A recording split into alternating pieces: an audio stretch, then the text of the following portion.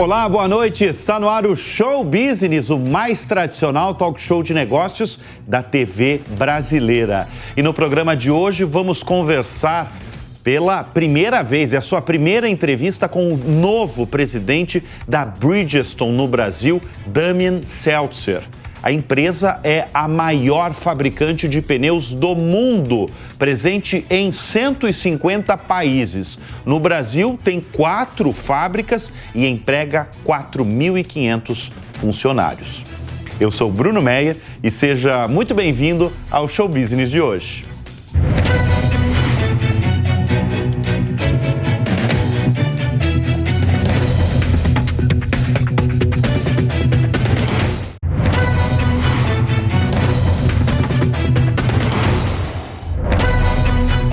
A indústria de pneus tem investido forte no Brasil.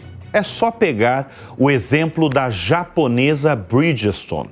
Eles inauguraram há pouco tempo um novo centro de distribuição em São Paulo, destinado apenas para o mercado de reposição e capacidade para armazenar mais de 1 milhão de pneus. É o maior centro de distribuição da fabricante de pneus na América Latina.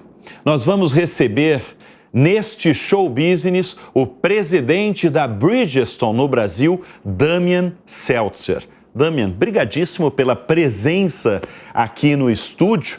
E eu começo este programa revelando ao nosso público que você está com uma nova função.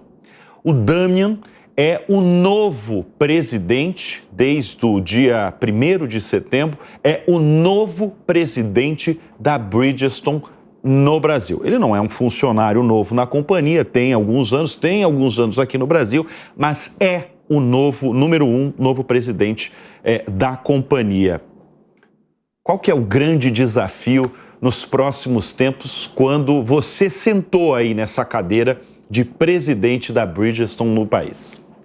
Em primeiro lugar, muito obrigado pelo convite. Muito feliz de estar aqui hoje falando com você, Bruno. Falando um pouco da nova cadeira, fizemos uma mudança organizacional. O CEO anterior voltou para Bridgestone Europa.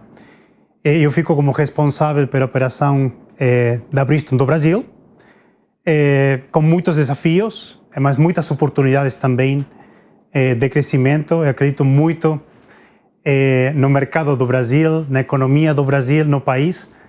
Eu sou estrangeiro, sou argentino, mas você é argentino, né? Exato. Acho que muita gente já percebeu que você é de fora e você é argentino, né? Exato. Mas tenho um carinho especial pelo Brasil. Já estou aqui há, em total, 5 anos morando no Brasil.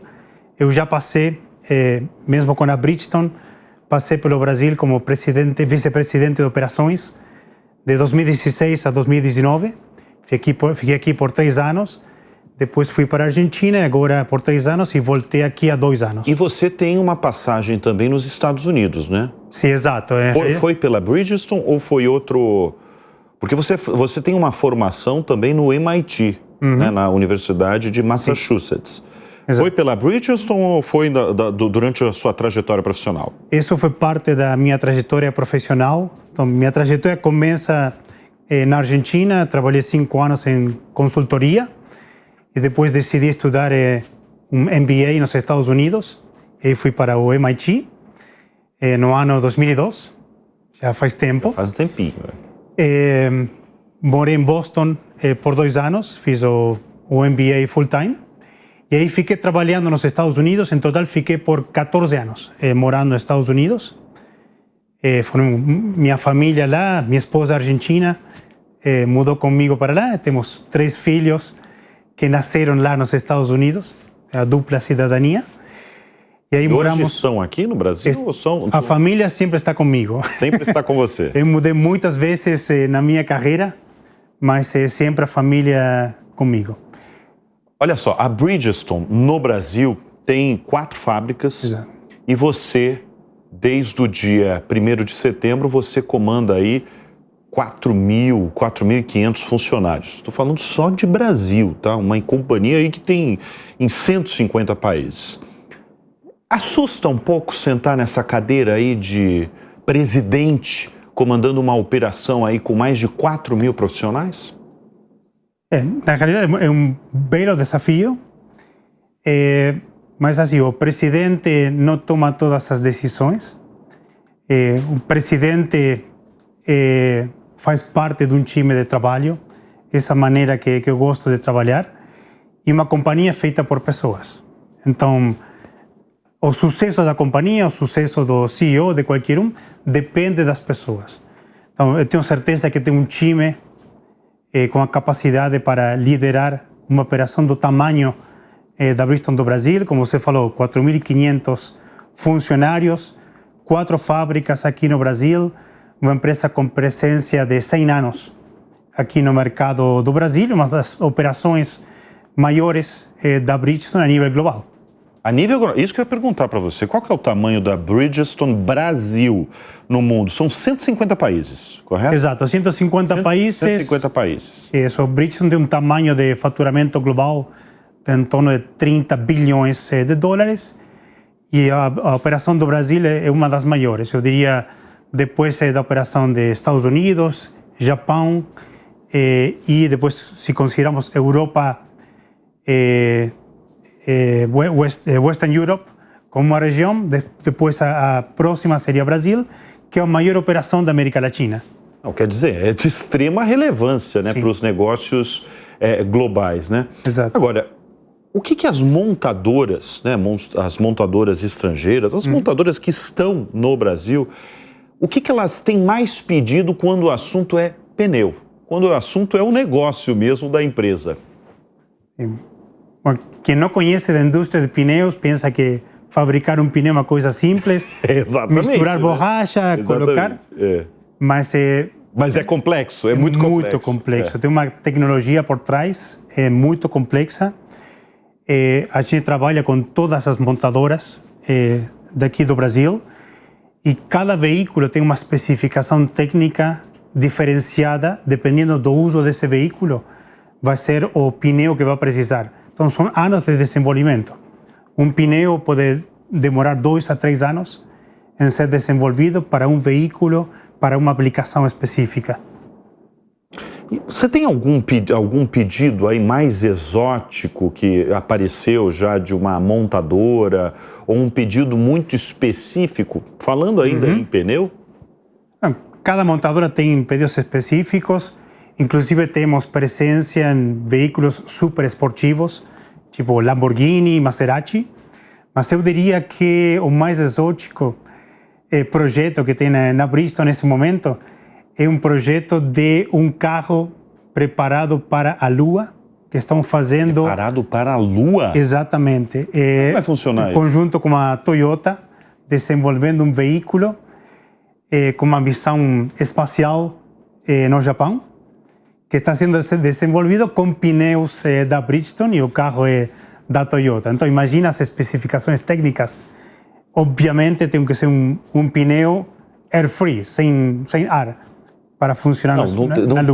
Não tem pedido mais exótico do que esse. Né? Não conheço nenhum. Não. Isso vai acontecer quando? Já tem o projeto já está em vigor? Isso, o projeto está andando nesse momento, tem uma data específica, mas é um projeto super interessante que parece uma coisa de ciência-ficção, mas é uma realidade. Muito bem. Caramba, resposta surpreendente, hein, Damian? Olha só, Damian, o Brasil ele tem sido aí destino de bilhões de reais de investimento das montadoras. Assim, a gente tem acompanhado aí desde o início do ano, tem até o número aí, são mais de 120 bilhões de reais até 2030. Isso eu estou falando do mercado brasileiro. Como é que esse número recorde de investimentos no país impacta o negócio de pneus? Obviamente, a indústria automobilística aqui no Brasil é uma das maiores do mundo. Como você mencionou, Bruno, tem investimentos bilionários já anunciados. E esses investimentos impactam toda a cadeia de produção e a indústria pneumática sendo um dos principais fornecedores dessa indústria de montadoras automobilísticas, para nós tem um impacto super relevante e por isso também estamos fazendo investimentos do ponto de vista dos fabricantes de pneus. A gente fez um investimento recentemente na fábrica que temos em Camaçari, na Bahia. Já foi anunciado R$1 bilhão para aumentar a nossa capacidade de produção em 50%. Quando estiver pronto, já a primeira etapa ficou pronta o ano passado, 2023. A segunda etapa vai ficar pronta daqui a pouco, em 2024. Não é somente aumento de capacidade, mas também estamos investindo em muita tecnologia para a fabricação de pneus. Para quê? Para ficar prontos para fabricar. Essa fábrica vai poder fabricar já pneus para carros elétricos, para carros híbridos. Vamos ter toda a tecnologia necessária. Eu dei esse valor aí, né, de 120 bilhões de reais até 2030 no Brasil. Tem uma explicação, Damian, você que está há muitos anos no setor automotivo, né, no setor de pneus, mas a gente está falando do setor automotivo. Sim. Para esse volume avassalador de dinheiro aqui anunciados, inclusive a gente já recebeu aqui no Show Business presidentes de montadoras, né, o presidente da Volkswagen, o Ciro Poçobon, esteve aqui para anunciar os bilhões de reais no Brasil. Tem uma explicação para esse volume de dinheiro aqui no país, no setor automotivo? Em primeiro lugar, o tamanho do mercado doméstico daqui do Brasil, o consumo que tem no Brasil justifica um investimento das montadoras.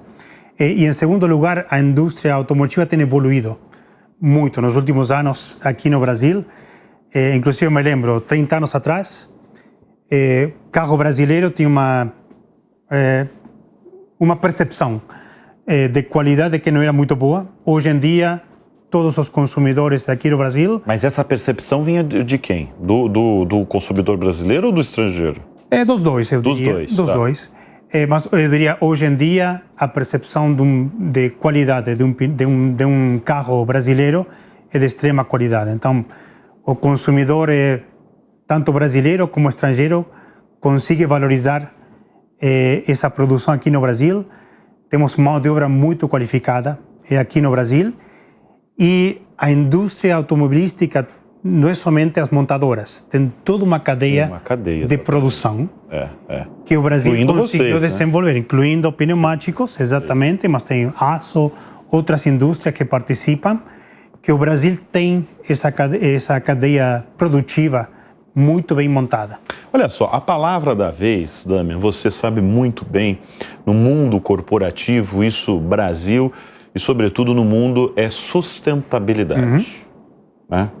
A gente recebe os mais variados tipos de executivos, CEOs, dos mais variados setores da indústria, e todos falam em sustentabilidade. Eu não preciso nem perguntar. Você, aliás, é um dos executivos que eu vou perguntar agora sobre sustentabilidade antes de você falar a respeito. A indústria de pneus, ela já trabalha no desenvolvimento de um pneu 100% sustentável, 100% biodegradável? Eu adoro, sou um apaixonado pela sustentabilidade. Pelo assunto. E realmente está dentro do nosso DNA, dentro da Bridgestone, a palavra sustentabilidade, mas em todos os aspectos da empresa. Quando falamos de produto, sim, já temos objetivos bem desafiadores para o ano 2050 de desenvolver pneus, produtos, todos os nossos produtos, com materiais 100% sustentáveis. Então, realmente é um objetivo desafiador, mas já estamos dando passos para chegar lá. Porque é bom você falar, porque eu imagino que muita gente pode ter essa dúvida, né? Como é que serão os pneus sustentáveis? Como é que é um pneu sustentável? Basicamente, diferentes materiais. Vou dar um exemplo para você. Um material que a Bridgestone mesma está desenvolvendo no mundo, começou nos Estados Unidos. Tem um arbusto que se chama guaiule, que tem uma propriedade muito parecida com a borracha natural. Já estamos desenvolvendo um arbusto que cresce no deserto da Arizona, não precisa de água, o uso da energia é muito reduzida. ya tenemos esa borracha de ese arbusto en producción. Inclusive ya producimos pneus a gente faz os pneus Firestone para a Fórmula Indy. A Indy 500, Indy 500, ya producimos pneus usando ese guayule, que son en torno de entre 50 y 75% já com materiais 100% sustentáveis. Quer dizer, e outra, vocês têm uma meta aí ousada, então 100% dos pneus serão recicláveis, né, até 2050. Sim. Essa é a meta da empresa. Exato. Reciclados ou reciclados. Exatamente. As duas. Exatamente. Sim, exatamente. Mas não é somente isso, o produto. Sustentabilidade vai além do produto. Inclusive temos várias iniciativas já em andamento. Por exemplo, as nossas fábricas. Já temos para 2030 o nosso objetivo é emissão de carbono, de CO2, zero para todas as nossas fábricas. Uma iniciativa que já está em andamento para chegar nesse objetivo na fábrica de Camaçari, na Bahia, junto com esse investimento de R$1 bilhão que fizemos aí para expandir a fábrica. Fizemos um investimento de R$10 milhões para uma fazenda de energia solar. Essa fazenda vai fornecer em torno de 10% da energia dessa fábrica. Impressionante, realmente. Agora, falando ainda em setor automotivo, eu gostaria da sua opinião em relação a esse mundo elétrico dos veículos elétricos, híbridos, porque causou muita repercussão tempos atrás uma frase dita pelo presidente do Conselho de Administração da Toyota, dizendo que ele não acredita que a velocidade dos veículos elétricos no mundo vai acontecer de uma maneira veloz, como tem sido muito dito. E ele, inclusive, deu um número de 30%. O mundo vai ter 30% de veículos elétricos. Daí você olha para o outro lado, você vê um Elon Musk, dono da Tesla, dizendo que todos os veículos no mundo serão elétricos. É claro que eu estou falando de duas empresas, cada uma com um interesse, né? Porque a Toyota está muito focada ali em veículo híbrido e Elon Musk, evidentemente, com a sua Tesla, sua mina de ouro, está super interessado nos veículos elétricos. Qual que é a sua opinião? Você acha que o mundo vai ser dos veículos elétricos ou vai ter muito veículo híbrido ainda no futuro? Vai ter muito a combustão? Como é que você avalia você trabalhando no setor automotivo, Damian? Eu acho que o crescimento dos veículos elétricos ninguém pode negar. Vai acontecer, já está acontecendo. Mas a velocidade desse crescimento vai depender muito também da matriz energética de cada país, de cada continente. Porque se estamos procurando sustentabilidade, na Europa, por exemplo, tem geração elétrica não sustentável, com carvão. Aqui no Brasil, por exemplo, sim temos uma matriz elétrica muito sustentável. Então, eu acho que o Brasil, por exemplo, é um país que deveria ter um crescimento expressivo nos próximos anos em carros elétricos, mas também depende de investimento em infraestrutura. E também aqui no Brasil temos outras tecnologias que são sustentáveis, por exemplo, o uso de etanol. O etanol, né? A gente já recebeu muita gente aqui falando exatamente do etanol, né? Você citou um alto investimento de vocês recente e que eu abri o programa falando desse investimento, que é o centro de distribuição, né? O centro de distribuição que vocês têm em São Paulo. Por que esse investimento aí recente tão alto aí nesse centro? Esse centro de distribuição é o maior da indústria pneumática aqui no Brasil. São 84 mil metros quadrados, 140 docas. Esse investimento está pensado como uma maneira de ser mais eficientes, sempre pensando no consumidor final. Como podemos chegar de uma melhor maneira, mais eficiente, mais ágil, primeiro, para toda a nossa rede de distribuição, que temos a maior rede de distribuição de centros de serviços para pneus aqui no Brasil. Temos em torno de 800 pontos de vendas aqui no Brasil para todos os segmentos, carros de passeio, que sejam sedãs, pickups, SUVs, também para caminhões e ônibus, e também temos soluções para pneus agrícolas. Você comentou que muita gente deve pensar e muita gente deve falar para você, né, que fabricar pneu é algo simples, né? Você tem ali a borracha, né, é só fazer e tal e colocar no mercado. Você está mostrando que é uma operação evidentemente complexa, né? Você está falando de docas, você está falando de uma operação aí da maior empresa, né? Como é que é? Eu queria que você explicasse aí, porque no Brasil são 4 fábricas, né? Da Bridgestone, sim, temos 4 fábricas aqui no Brasil. Temos uma fábrica em Santo André, que está especializada na fabricação de pneus para caminhão, para ônibus, pneus agrícolas e pneus fora de estrada, ¿sí? Tipo de construção, pineria. Depois temos uma fábrica em Camaçari, na Bahia, que está especializada em pneus para passeio, para carros, para SUVs e para pickups.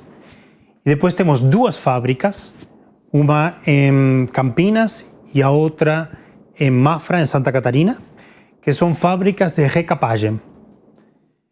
Não todo mundo sabe que a gente tem um negócio de recapagem. Recapagem, eu queria que você falasse também. Sim, né? Que faz parte da nossa sustentabilidade. Nossa estratégia de sustentabilidade, como falei antes, não somente são produtos, fábricas, mas também temos várias iniciativas. Uma delas passa pela operação de recapagem. Temos uma marca que se chama Bandag, que os caminhoneiros estão super familiarizados com essa marca.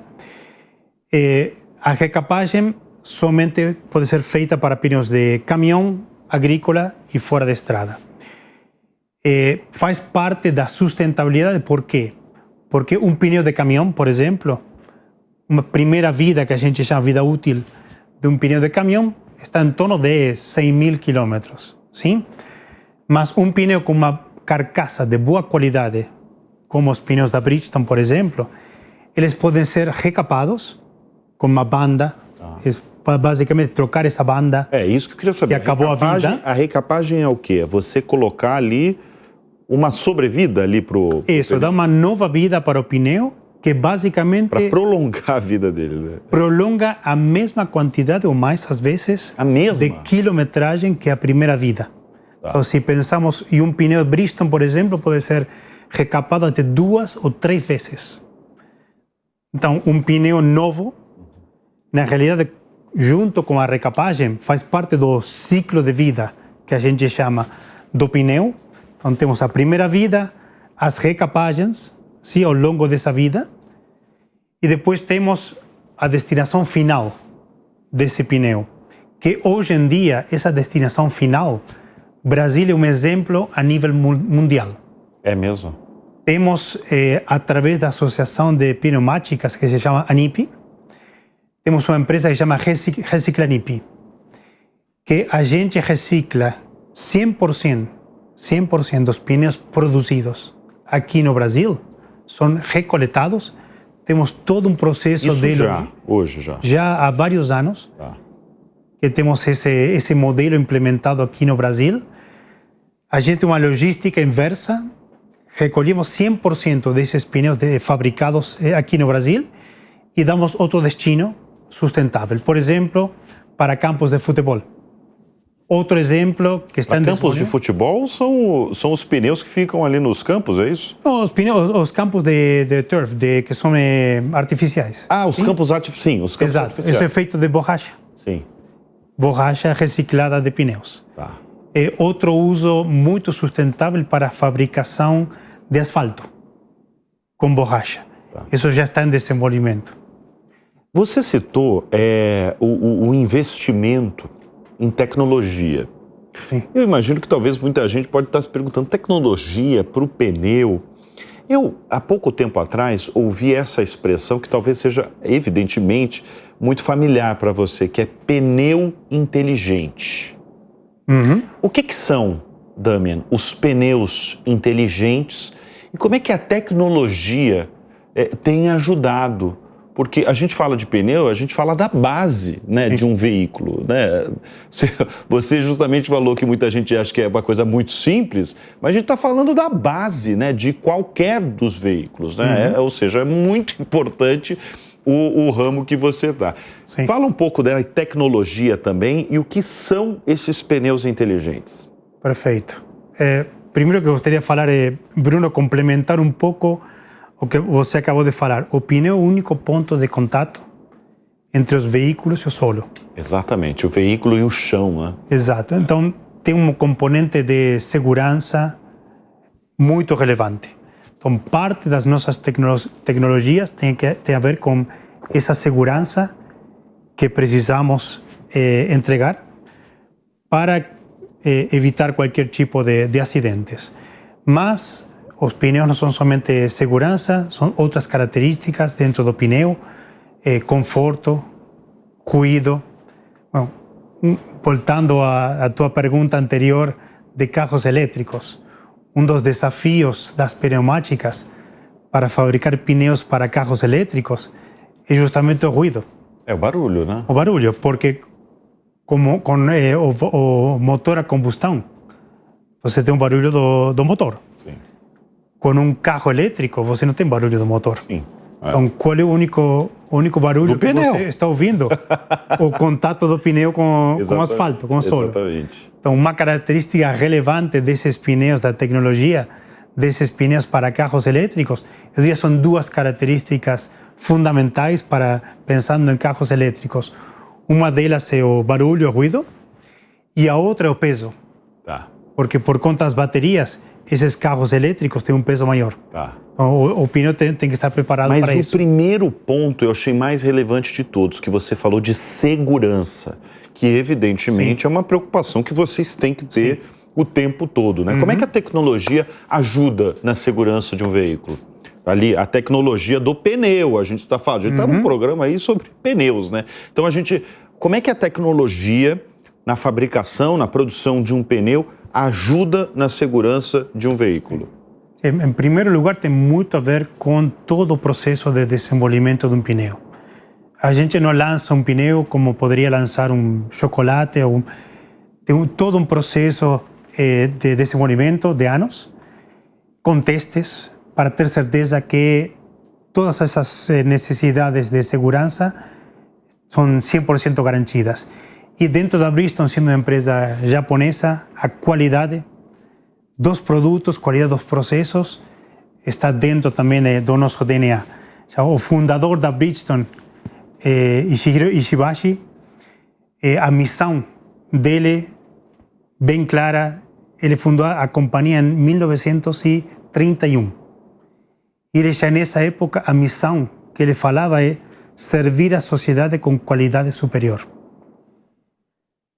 Então, não somente a qualidade que está dentro desse DNA da nossa empresa, mas também olha esse conceito de servir a sociedade. Muitas empresas hoje, século XXI, estão começando a falar de responsabilidade social. Ishibashi já estava falando disso começos do século XX. Mas então, só voltando, em termos de segurança, hoje um pneu ele já consegue detectar alguma coisa, por exemplo, numa estrada. Vamos supor assim, uma estrada que está lá na frente com um piso molhado porque caiu muita chuva. Sim. Ou porque tem determinada coisa sei lá, uma embalagem grande, um animal. Consegue detectar ou eu estou viajando, estou indo longe demais? Não está viajando. E justamente a Bridgestone está embarcada, o que a gente chama na Fundação 3.0 da companhia. O que é esse 3.0? Por que 3.0? A primeira fundação da companhia, a gente fala quando foi fundada a Bridgestone no Japão, em 1931. A segunda fundação, que seria Bridgestone 2.0, aconteceu no ano 1988, quando a Bridgestone compra a Firestone. A Firestone, empresa americana, Bridgestone, empresa japonesa, E nesse momento se torna uma empresa totalmente global, com essas duas marcas, Bridgestone e Firestone. Que uma curiosidade, o nome é parecido, Firestone e Bridgestone, mas nasceram em lugares completamente diferentes, diferentes, não se conheciam entre eles. Sim. Firestone pegou o nome do fundador, Harvey Firestone, americano, sim, o sobrenome dele. E o nome da Bridgestone é bem curioso. O nome do fundador em japonês é Ishibashi. Você fala Ishibashi em japonês? Mais ou menos. Algumas palavras precisas, não? Você fala japonês? Não, algumas palavras simples, somente para interagir com os japoneses. Mas a palavra Ishibashi significa ponte de pedra. Ponte de pedra. E se você pega ponte de pedra em inglês, seria Bridgestone. Sim. Ponte de pedra. Por isso é o nome da empresa. Eu queria mudar um pouco do assunto e trazer a concorrência.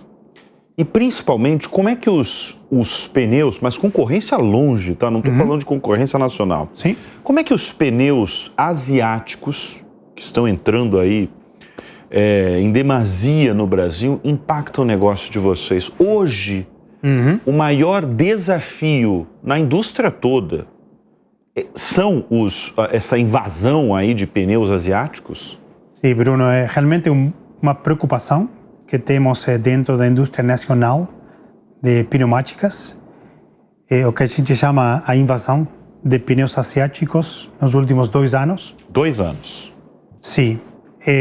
Quando se fala asiáticos, a maior parte deve ser chinês. Principalmente pneus da China, sim. Realmente estamos preocupados como indústria nacional porque estamos vendo uma concorrência que a gente chama de desleal. Por que estou falando de desleal? Porque temos pneus asiáticos principalmente chegando da China por um preço abaixo do custo da matéria-prima. Que matéria-prima são commodities, sim?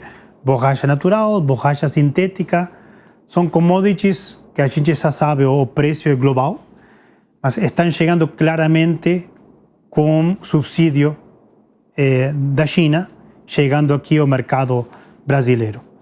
Outros países, Estados Unidos, México, Europa, têm colocado algum tipo de barreira simplesmente para nivelar o campo de jogo, para fazer um fair play dentro da indústria. Estamos em diálogo permanente com o governo do Brasil. E o Brasil, como é que está nisso? Você está falando da realidade americana, né? Sim. E o Brasil nisso? Estamos em diálogo com o governo através da Associação de Pneumáticas, porque não é uma preocupação somente da Bridgestone, é uma preocupação de todos os fabricantes. Aqui no Brasil temos todas as principais marcas globais de pneus têm fábrica aqui no Brasil. Empregamos todos no nosso setor em torno de 30.000 empregos diretos e 500.000 empregos indiretos na indústria pneumática, através não somente da fabricação, mas também através de todos os nossos centros de distribuição e de serviços. Então, indústria relevante para aqui no Brasil. Estamos em diálogo com o governo do Brasil, eles entendem perfeitamente a nossa problemática, a nossa preocupação, porque assim, fizemos investimentos relevantes nos últimos anos. Sim. Temos uma capacidade instalada aqui no Brasil de fabricação. Queremos preservar todos esses empregos que temos gerado, mas precisamos regras, como falei antes, de fair play para todo mundo. Similar aos Estados Unidos, por exemplo? Pode ser similar a outros países que colocaram um tipo de... novamente, quero ressaltar que não estamos precisando ou pedindo algum tipo de benefício. Não estamos falando disso, não temos medo, que sempre falamos. Não temos medo da concorrência. Sim, é uma paridade, porque você trouxe um fato preocupante, realmente. Os pneus asiáticos, na sua grande maioria chineses, estão entrando com um valor que basicamente é o da matéria-prima, mais barato, talvez mais barato do que da matéria-prima que vocês fabricam no país, geram empregos, produzidos. Ou seja, na verdade, hoje é o maior problema do setor nacional é esse, então. Eu diria, hoje a maior preocupação que temos como indústria nacional é exatamente esses pneus importados, esses produtos que estão chegando principalmente da China. E vocês dialogam muito entre as empresas nacionais aí em relação a isso? Eu imagino que sim, né? Então, temos uma associação de empresas fabricantes de pneumáticas, a ANIP, e através da empresa da associação ANIP estamos em diálogo permanente com as autoridades. Damian, girando o assunto agora, como é que é a operação brasileira da Bridgestone, presidida desde o dia 1º de setembro pelo Damian? O que essa operação brasileira pode ensinar para a Bridgestone no mundo? Eu diria que temos vários exemplos, melhores práticas aqui no Brasil. Vou dar 2 exemplos. Um deles é a nossa fábrica em Camaçari, na Bahia. É uma fábrica modelo a nível global, em termos de produtividade, de eficiência. Realmente temos funcionários nossos de todos os países visitando a nossa fábrica daqui de Camaçari, de Bahia, como exemplo a nível global. Outro exemplo que posso dar para você de melhores práticas que temos é a parte de reciclagem, que falei antes, que recolhemos 100% dos pneus que fabricamos, recolhemos e damos uma destinação sustentável. Esse é um modelo único que o Brasil pode ter orgulho de ter implementado. Agora, falando da empresa mesmo, né? Você já falou, por 2 ou 3 momentos, você já falou do fundador da Bridgestone, né? Sim. Como é que é o contato de vocês mesmos? Você é argentino, mas trabalhando durante muitos anos aqui na operação brasileira, dos brasileiros com os japoneses, porque a cultura é muito diferente, o modo de trabalhar. Ou não? Sim, a cultura japonesa tem suas particularidades, mas acho que temos todo esse benefício de trabalhar por uma empresa japonesa, de pensar no longo prazo. O japonês não pensa no resultado de hoje, resultado de amanhã, sempre um planejamento de longo prazo. E uma característica da Bridgestone, por exemplo, como empresa japonesa, é que dedicamos muito tempo para planejar, mas uma vez tomada a decisão, a execução é muito ágil. Eu gosto muito desse modelo de trabalho. E a Bridgestone também tem uma característica que fala muito de modelo global, que seria uma combinação entre global e local. Então, a parte global temos estándares globais, mas sempre a Bridgestone tem essa particularidade de todas as particularidades locais dependendo de cada operação, de cada mercado, da situação de cada país. Ele tem certa liberdade para operar dentro dessa situação de mercado.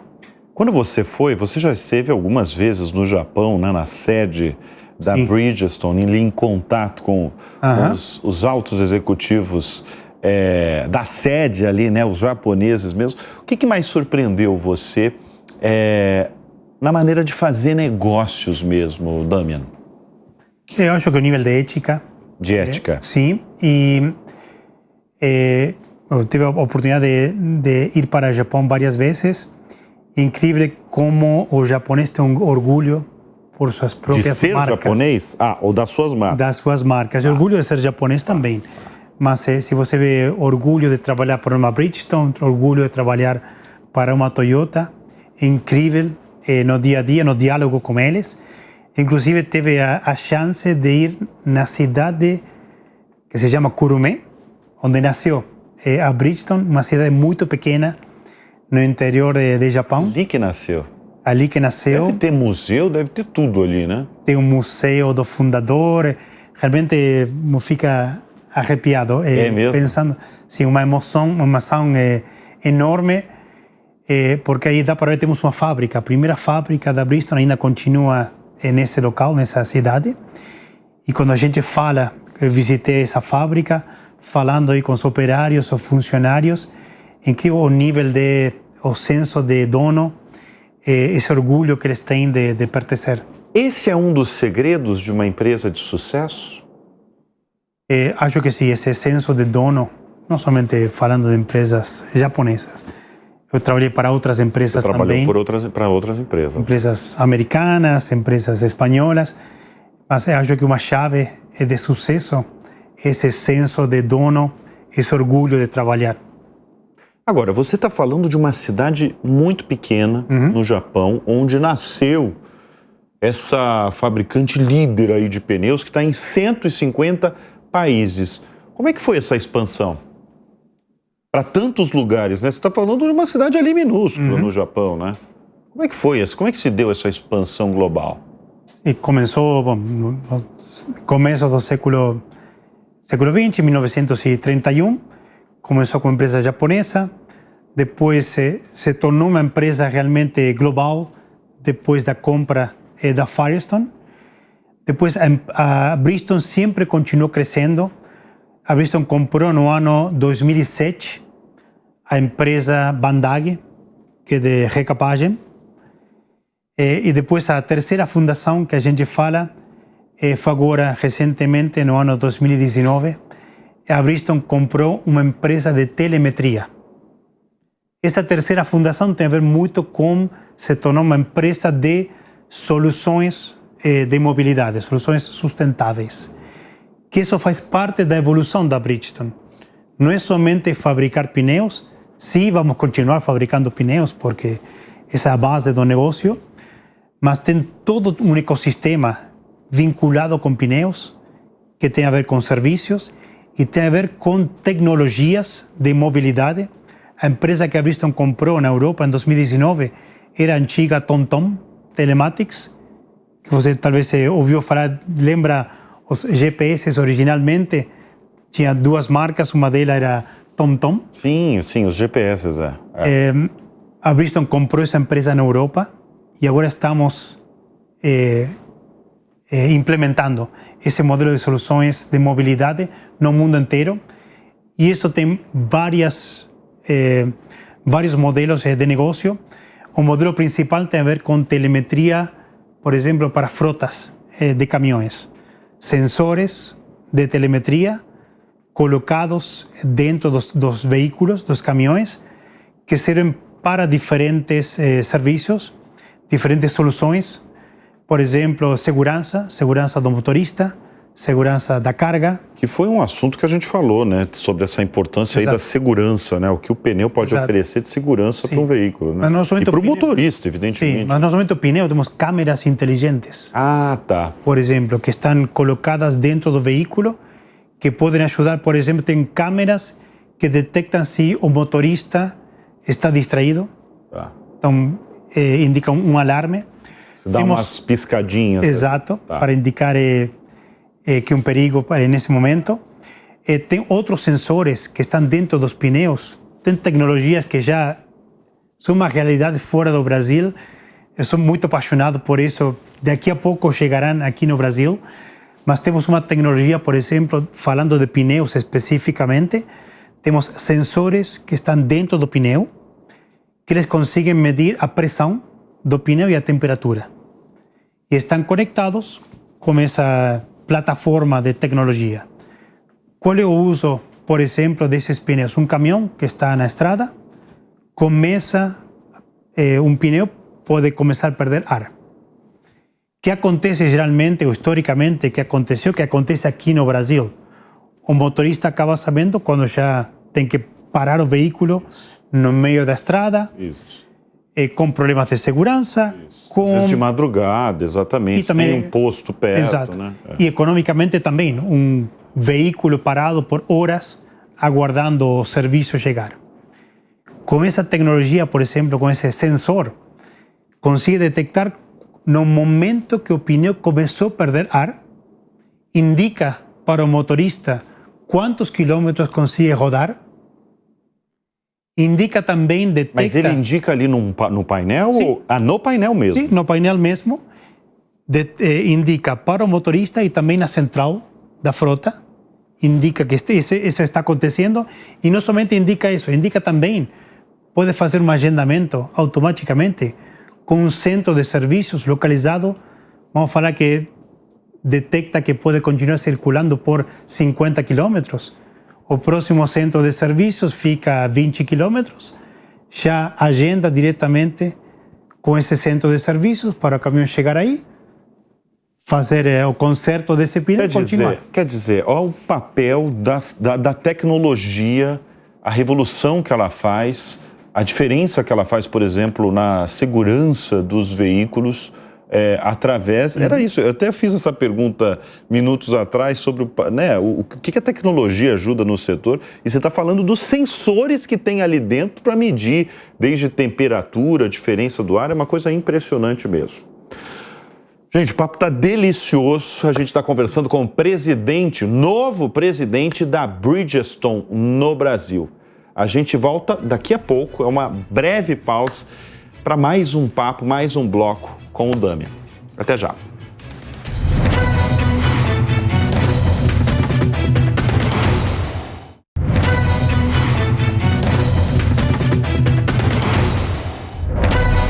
E a gente volta com mais um bloco do Show Business, nessa edição falando com o novo presidente da Bridgestone no Brasil, o argentino Damian Seltzer. Fiz questão de falar o argentino, você sabe que tem a rixa, né? Brasil, argentino, você está em qual lado agora, Damian? Não, mas é somente no futebol. Para qualquer outro assunto, a gente... Pelé ou Maradona? Os dois. Messi. É verdade, Messi. Verdade. Olha só, eu fico imaginando como é que são eu quero levar para você, como é que são feitos os testes.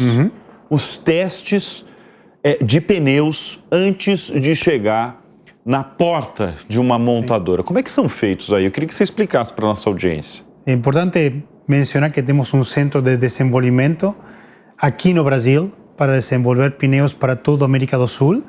Temos um outro centro de desenvolvimento na cidade de Akron, nos Estados Unidos, trabalhando especificamente no desenvolvimento de pneus. E também aqui no Brasil temos um campo de provas que fica em São Pedro, no interior de São Paulo, que é uma experiência... Fica testando ali os tempos. É uma pista impressionante, uma experiência única. Inclusive a gente usa para testar nossos próprios pneus.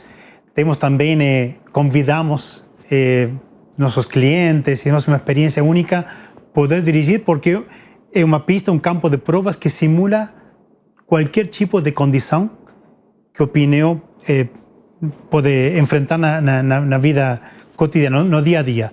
Por exemplo, em diferentes curvas, retas. E eu fico imaginando, por exemplo, temperaturas extremas, né? Por exemplo, no gelo, ou em temperaturas assim, calor extremo. Isso deve passar por vocês, né? Isso temos testes de laboratório para testar as temperaturas dentro desses centros de desenvolvimento. Hoje em dia, com o avanço da tecnologia, tem muitos desses testes que estão sendo feitos de maneira virtual.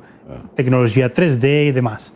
Mas sempre é relevante esse teste na vida real, dentro desse campo de provas, para testar no piso molhado, por exemplo, a frenagem. Eu imagino que o mais desafiador é no gelo, um veículo, que eu já escutei algumas histórias aí de veículo, uma história recente, inclusive, acho que é uma família de Santa Catarina, que, se eu não me engano, esteve na Argentina mesmo, foi pegar o seu carro, gelo total, e foi piorando. E o carro parou, o problema é que estava num deserto lá de gelo. É o mais desafiador, assim, pegar um veículo quando em temperaturas muito baixas?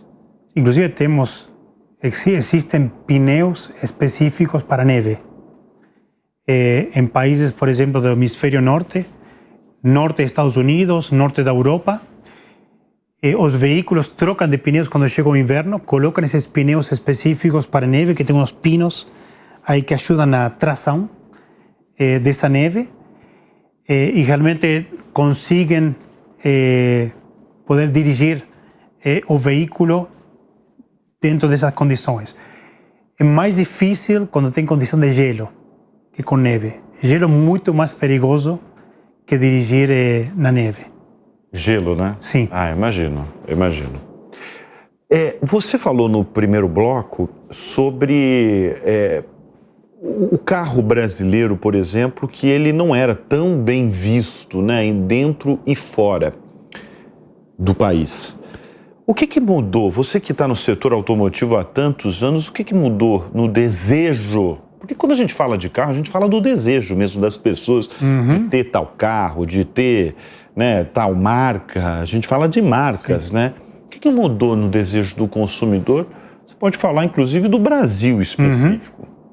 Em Brasil, especificamente, acho que o brasileiro é um apaixonado pelos carros. Por carro, né? Exato. É uma característica específica daqui do Brasil. Acho que esse consumidor também fez parte desse desenvolvimento da indústria automobilística ao longo dos anos aqui no Brasil. Agora o consumidor vai evoluindo. Então não podemos falar de um perfil de consumidor de carros.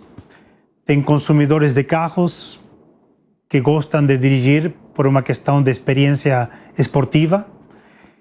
Tem outros que simplesmente precisam da funcionalidade de mobilidade, de ir de ponto A até o ponto B, que inclusive é uma tendência das novas gerações de olhar um veículo mais como método de mobilidade. Essa é uma discussão que eu, inclusive, já tive com o presidente de montadoras aqui no Show Business, né? Sim. Sobre uma realidade mesmo do setor no mundo, não é só no Brasil.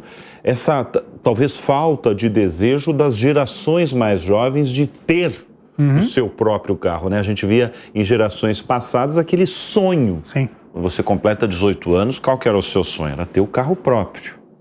Hoje não é mais. Essa é uma realidade, não é mais. Como é que o setor enfrenta aí essa realidade? Não é somente isso, tem carros autônomos, tem carros... essa tendência das novas gerações, não somente de comprar um carro novo, também de ter a carteira de motorista aos 18 anos. Na minha época era um desejo de todo mundo. Exato. Agora, essa tendência está mudando. O que não está mudando é que todos os carros precisam de pneus. Todo mundo precisa, exatamente. O que facilita muito o teu negócio, né? Exato. O único mundo onde não se precisam pneus é no mundo dos Jetsons, que tinham carros dos eVTOLs, né? Os eVTOLs vão chegar, os carros voadores aí. A Embraer aqui está desenvolvendo aí, promete talvez em 2026 já ter os eVTOLs. Mas o eVTOL, ele precisa de pneu? Eu acho que não precisa, né? Acho que não. Acho que, né? Mas não tenho certeza como funciona, se precisa de um pneu em algum momento, mas por enquanto todos os veículos... Todos os veículos. Veículos próprios, veículos como parte dessa mobilidade compartilhada que a gente fala, ou veículos autônomos, todos eles, inclusive veículos na Lua, precisam de um pneu. Agora, Damian, logo no começo dessa entrevista, você falou que acredita muito no Brasil. Você é um argentino que passou um período do tempo também nos Estados Unidos, já trabalhou no Brasil, foi para outro país, voltou para o Brasil e agora desde o dia 1º de setembro, presidente dessa operação brasileira com 4.500 profissionais. A demanda no Brasil, esse começo aí de ano, né, primeiro semestre aí, está sendo boa? Como é que está sendo a demanda pelo produto de vocês? A demanda como mercado é uma demanda robusta aqui no Brasil. Quando a gente está falando de demanda, é venda mesmo, né? Exato. Se está sendo esse primeiro semestre, foi um semestre bom. Vamos falar em termos de crescimento de demanda total da indústria de pneumática, teve um crescimento no Brasil, o que sim existe uma mudança de dinâmica de mercado, esse crescimento está indo mais para pneus importados do que para pneus de fabricação nacional. É uma mudança de dinâmica de mercado que está acontecendo. Então, o mercado como um todo, sim, a demanda essa está crescendo. E é aquilo que a gente falou no outro bloco, essa disputa aí, né? Que você define como desleal dos pneus asiáticos, na grande maioria chineses, com a competição com os nacionais. Agora, o que falta para o setor automotivo brasileiro ser mais competitivo, ser melhor mesmo? Acho que o setor brasileiro automotivo, pneumático, já está num patamar de competitividade muito bom a nível global. Inclusive, a gente exporta parte da nossa produção daqui do Brasil. Todos os investimentos já anunciados dentro do setor são investimentos em tecnologia, mas também tem uma participação de mão de obra muito qualificada aqui no Brasil. Acho que o operário daqui do Brasil tem um nível de produtividade muito bom comparado com... A gente faz benchmarkings sim, a nível global de todas as nossas fábricas. Os operários do Brasil têm um dos níveis de qualificação, de produtividade maiores do mundo. Agora, a gente está falando aí de uma trajetória notável, né? Você sentou, enfim, numa cadeira de presidente aí de uma operação tão relevante, né, no mundo. O que foi determinante na sua avaliação para essa ascensão avassaladora e essa ascensão sua profissional? Eu acho que no meu caso tem muito a ver com a flexibilidade dentro dos passos da minha carreira. Para ser mais específico, eu comecei trabalhando em consultoria, depois trabalhei por muitos anos. A sua formação é qual? Contador. Contador? Exato.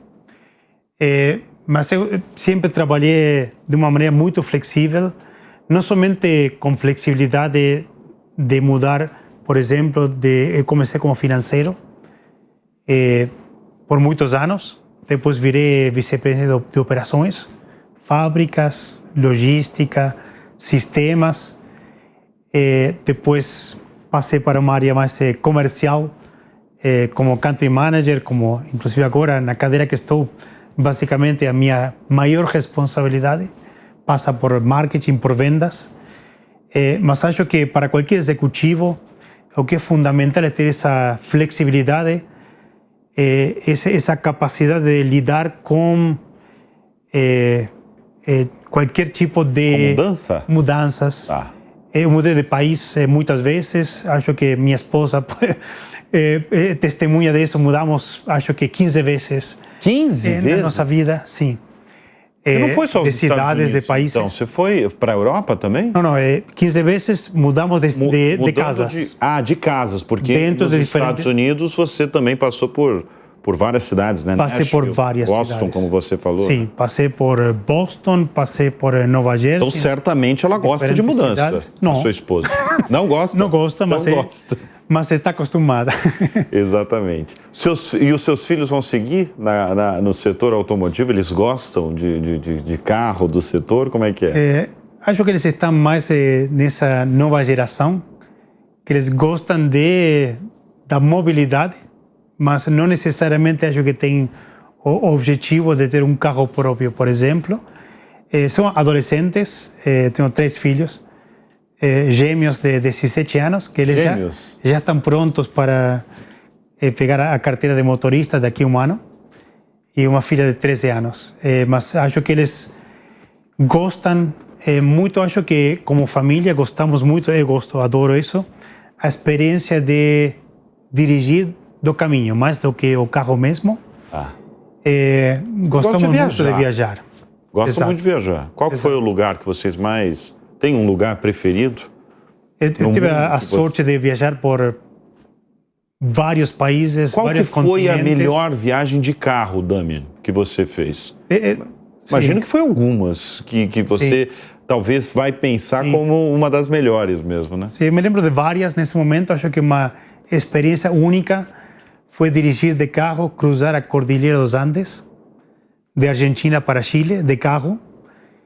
Bem no norte da Argentina, começamos em Jujuy, norte da Argentina, e chegamos no deserto de Atacama.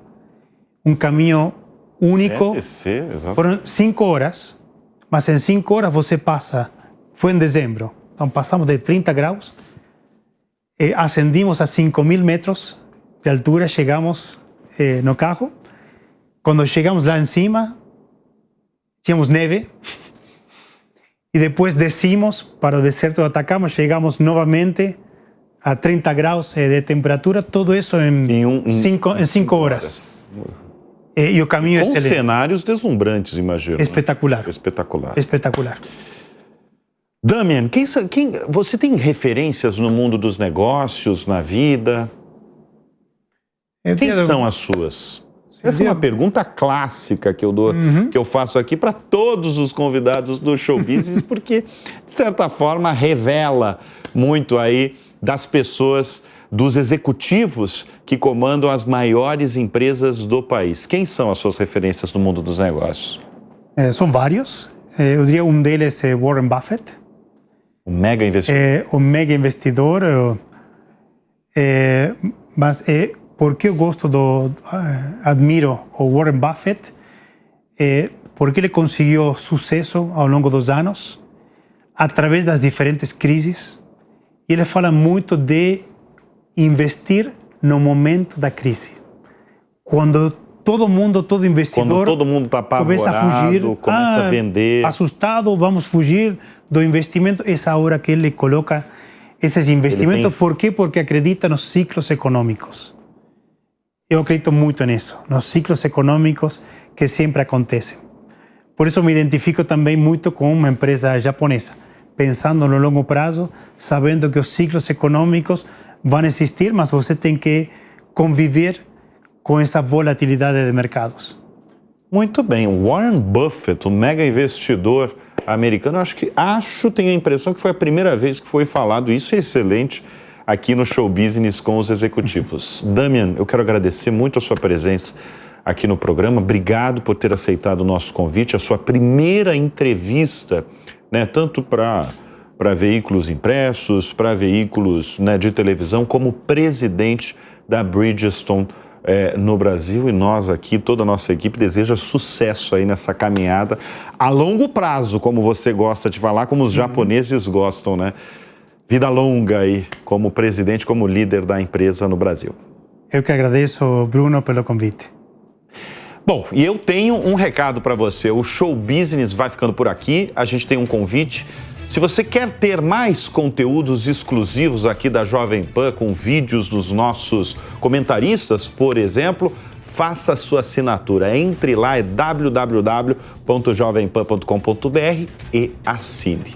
A gente conversou com o Damian Seltzer, o novo presidente da Bridgestone no Brasil. Obrigado pela audiência, pela confiança. A gente volta na semana que vem. Até lá. Tchau.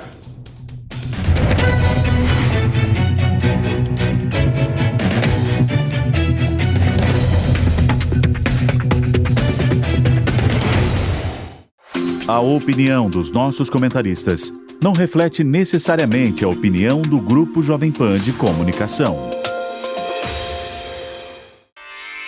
Realização Jovem Pan News.